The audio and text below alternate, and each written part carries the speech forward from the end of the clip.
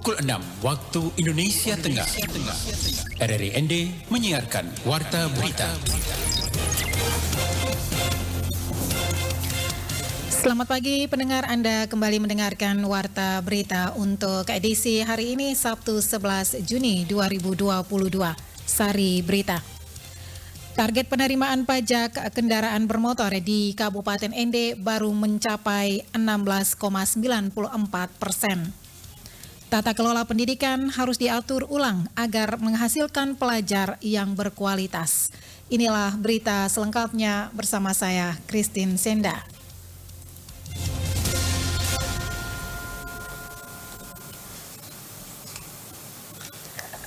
Pendengar, tingkat kesadaran masyarakat untuk membayar pajak kendaraan di wilayah Kabupaten Ende masih tergolong rendah, sehingga berdampak pada capaian penerimaan pajak kendaraan bermotor hingga triwulan kedua Juni 2022 baru mencapai 16,94%.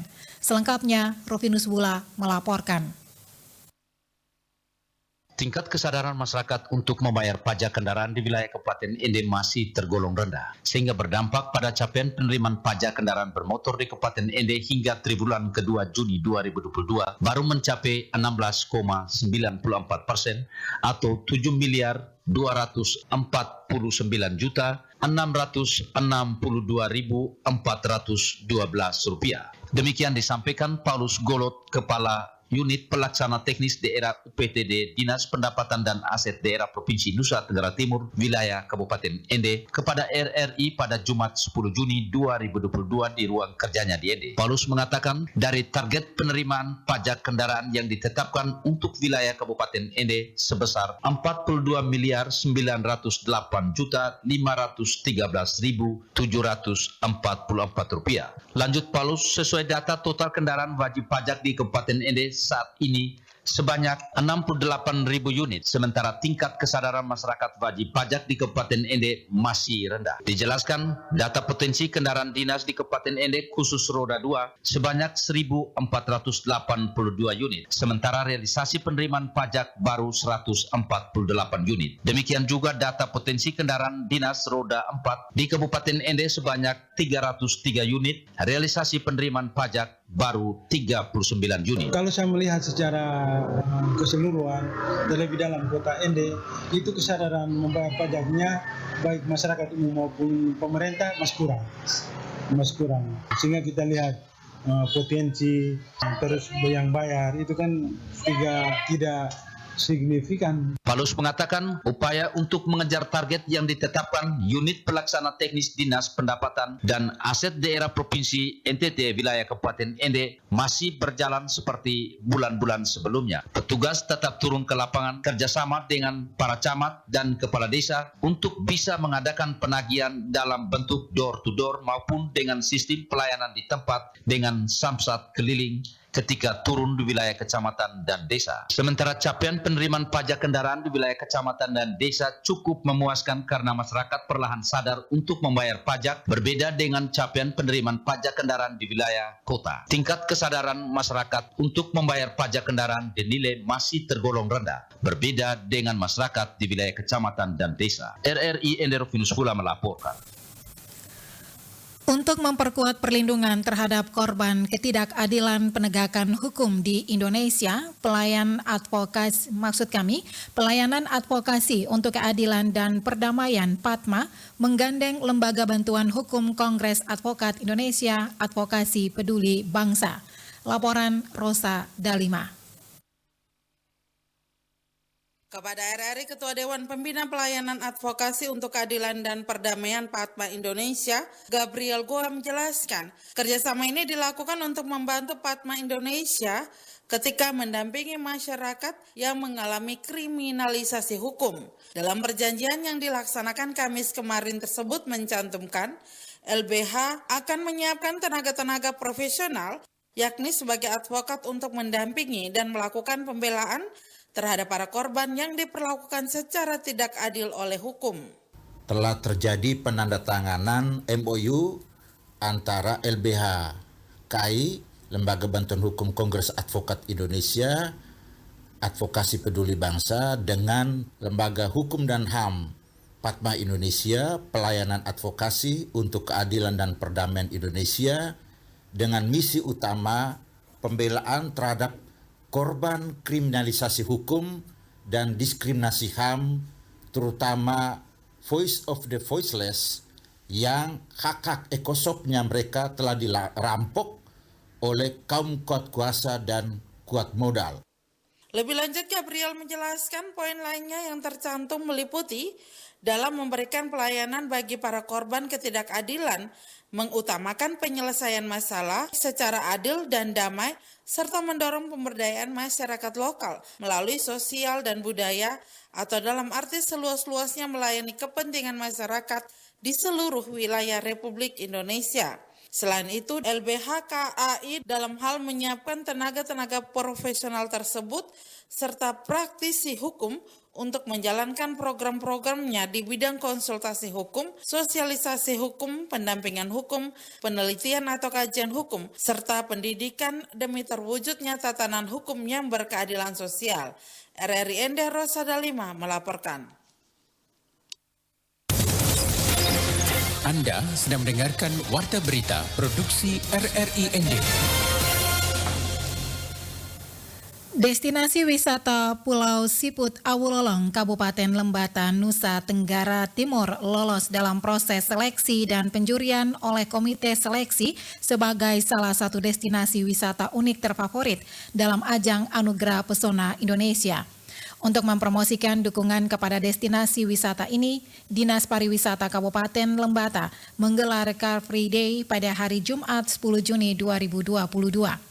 Demikian yang disampaikan Kepala Dinas Pariwisata dan Ekonomi Kreatif Kabupaten Lembata, Jack Wubur, mengungkapkan bahwa kegiatan Car Free Day ini bertujuan mengajak seluruh masyarakat untuk turut serta memberi dukungan dan memvoting Awulolong dalam ajang Anugerah Pesona Indonesia melalui SMS, aplikasi Android, YouTube, dan Instagram sebagai destinasi unik terfavorit di Indonesia tahun 2022.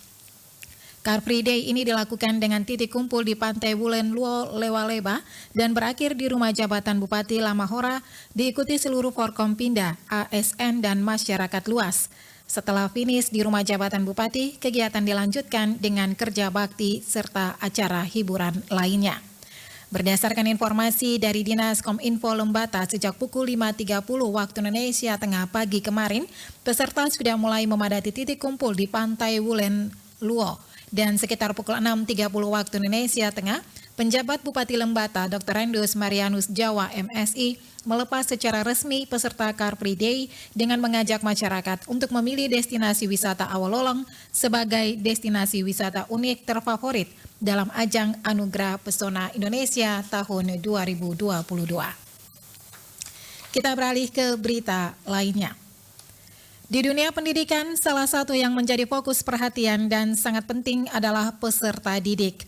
Karena salah satu indikator bisa dikatakan keberhasilan penyelenggaraan pendidikan di sekolah adalah bisa dilihat dari prestasi peserta didik. Laporan Veranda Garus. Pengetahuan dan keterampilan baru harus segera dipelajari oleh siswa serta harus mampu mengaktualisasikan pengetahuan tersebut dalam kehidupan bermasyarakat. Demikian sambutan dari Bupati Nagekeo, Dr. Yohanes Don Bosco Do pada sidang terbuka Senat Universitas Flores, Rabu 8 Juni 2022 lalu. Dia menekankan agar perekrutan tenaga pendidik harus dilihat dari kualitas serta kemampuan para peserta didik. Salah satunya dengan cara menata ulang kemampuan atau kualitas dari para pendidik, apakah masih layak menjadi pengajar atau harus dipindahkan ke bagian administrasi. Dengan begitu, setiap lembaga pendidik mampu menghasilkan pelajar yang berkualitas.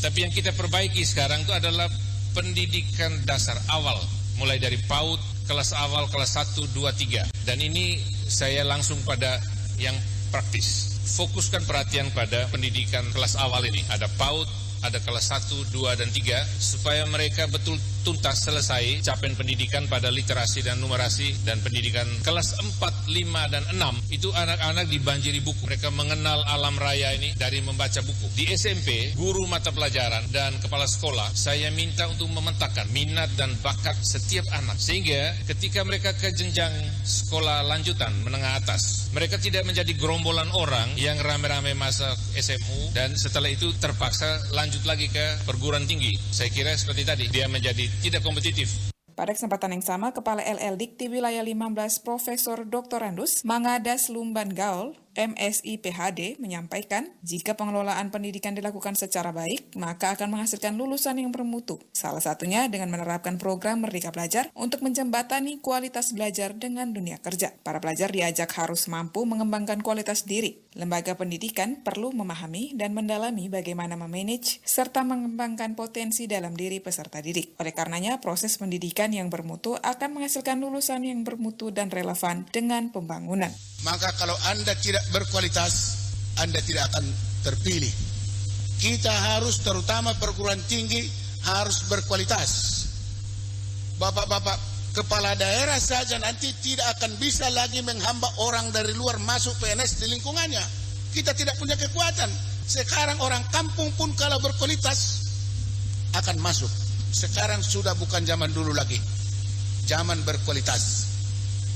Oleh sebab itu, tetaplah mengembangkan diri. Jadi kalau kalian tidak mengembangkan kualitas diri, kalian akan ketinggalan dan tidak akan mendapat peluang. Pemahaman dan implementasi manajemen peserta didik sangat penting guna tercapainya cita-cita yang diinginkan oleh lembaga pendidikan, yakni keberhasilan peserta didik dalam menuntaskan apa yang sudah diprogramkan. RRIND Veranda Garus melaporkan. Penjabat Bupati Lembata Marsianus Jawa melonsing kegiatan Bulan Imunisasi Anak Nasional tingkat Kabupaten Lembata di halaman upacara SDN Wangatoa, Kelurahan Selandoro, Kecamatan Ubatukan, Kabupaten Lembata pada Kamis kemarin. Dalam sambutannya, penjabat Bupati Lembata Marsianus Jawa menyampaikan bahwa kesehatan merupakan salah satu unsur penunjang kesejahteraan masyarakat, sehingga menjadi fokus perhatian seluruh pemerintah, baik dari pusat hingga ke desa. Disampaikan penjabat Bupati Lembata, pemberian vaksin melalui program imunisasi merupakan salah satu strategi membangun kesehatan nasional dalam rangka mewujudkan Indonesia sehat. Menurutnya, program imunisasi mengacu kepada konsep paradigma sehat, di mana prioritas utama dalam pembangunan kesehatan yaitu upaya peningkatan kesehatan, promotif, dan pencegahan penyakit preventif secara menyeluruh, terpadu, dan berkesinambungan. Menurut Marsianus, pemberian imunisasi merupakan upaya kesehatan yang paling efektif, di mana tidak hanya melindungi seseorang, tetapi juga masyarakat dengan memberikan perlindungan komunitas atau yang disebut dengan herd immunity. Sementara itu dalam kesempatan yang sama, Ketua Panitia Pelaksana Dr. Geril Huarnoning dalam laporannya menyampaikan cakupan imunisasi lengkap dasar di Kabupaten Lembata dengan capaian masing-masing tahun 2020 sebesar 59,0% dan tahun 2021 sebesar 48,0%. Kepala Dinas Pertanian Kabupaten Ende Insinyur Marianus Alexander kepada RRI Kamis 9 Juni 2022 mengatakan untuk distribusi pupuk bersubsidi di Kabupaten Ende mekanismenya masih tetap sama, bahwa masih menggunakan pola yang ada yaitu rencana definitif kebutuhan kelompok RDKK. Dijelaskan RDKK ini disusun dari tahun sebelumnya, yakni sebelum memasuki musim tanam, sehingga kebutuhan pupuk bersubsidi bagi kelompok-kelompok petani harus bisa tercover. Lanjut Marianus Alexander, dengan dasar RDKK ini, kelompok petani bisa membelanjakan pupuk bersubsidi pada toko-toko distributor resmi yang ada sesuai dengan kebutuhan pupuknya. Sekarang tinggal realisasinya dari masing-masing kelompok yang melakukan perencanaan di RDKK-nya itu yang secara elektronik kemarin dan kuotanya sudah disetujui. Tinggal mereka mengajukan permohonannya untuk membeli pupuk bersubsidi itu pada distributor yang ada di toko-toko yang petani sudah tahu persis itu. Ditambahkan, rencana definitif kebutuhan kelompok RDKK ini harus disusun karena untuk mengetahui kebutuhan akan kelompok-kelompok petani itu sendiri, sebab hal tersebut merupakan pupuk bersubsidi dan ketika tidak masuk dalam RDKK maka pembelian pupuknya bukan bersubsidi atau non-subsidi. Sekian Warta Berita pagi ini, mewakili seluruh kerabat kerja yang bertugas, saya Christine Senda, selamat pagi.